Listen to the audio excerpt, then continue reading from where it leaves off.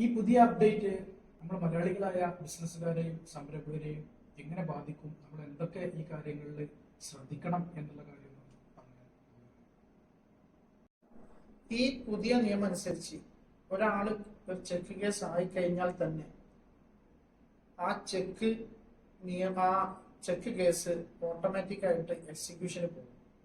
അതുകൊണ്ട് അലക്ഷ്യമായി ചെക്ക് കൊടുക്കുന്ന ആളുകൾ, അതുപോലെ തന്നെ നമ്മുടെ റെന്റൽ അഗ്രിമെന്റുകളിലൊക്കെ ചെക്ക് കൊടുക്കുമ്പോഴൊക്കെ നന്നായിട്ട് ശ്രദ്ധിച്ച് മാത്രം ചെക്ക് കൊടുക്കുക. ആ ചെക്കുകളൊക്കെ പല സമയത്തും എന്ത് ചെയ്യാണ്, പല ഗ്യാരണ്ടി ചെക്കുകളും കൊടുക്കുന്ന സമയത്ത് ഗ്യാരണ്ടി ചെക്കുകൾ എന്ന് തന്നെ മെൻഷൻ ചെയ്ത് കൊണ്ട് മാത്രമേ കൊടുക്കാൻ പാടുള്ളൂ.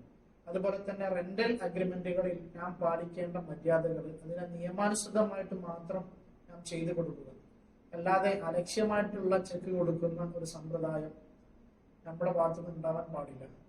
അത് നമ്മളെയൊക്കെ നന്നായിട്ട് ബാധിക്കും എന്നാണ് ഇത്തരം വില്ല ബിസിനസ്സുകൾ ചെയ്യുന്ന ആളുകൾ, അനധികൃതമായിട്ട് വില്ല എടുക്കുന്ന ആളുകൾ, അതുപോലെ തന്നെ പ്രോപ്പറായിട്ട് അഗ്രിമെന്റ് ഇല്ലാതെ വില്ല ഇടപാടുകൾ നടത്തുന്ന ആളുകൾ, അതുപോലെ തന്നെ സ്ഥാപനങ്ങൾ നടത്തുന്ന ആളുകൾ, ഇവരൊക്കെ ഇത് നന്നായിട്ട് ബാധിക്കും. അതുകൊണ്ട് തന്നെ ചെക്ക് അത് തന്നെ ഒരു പ്രൂഫ് ആണ് എന്നതാണ് സിവിൽ നിയമം. അതനുസരിച്ച് തന്നെ അതിന് ക്രിമിനൽ നടപടികൾ അനുസരിച്ച് മറ്റൊരു തെളിവും അതിന് ആവശ്യമില്ല.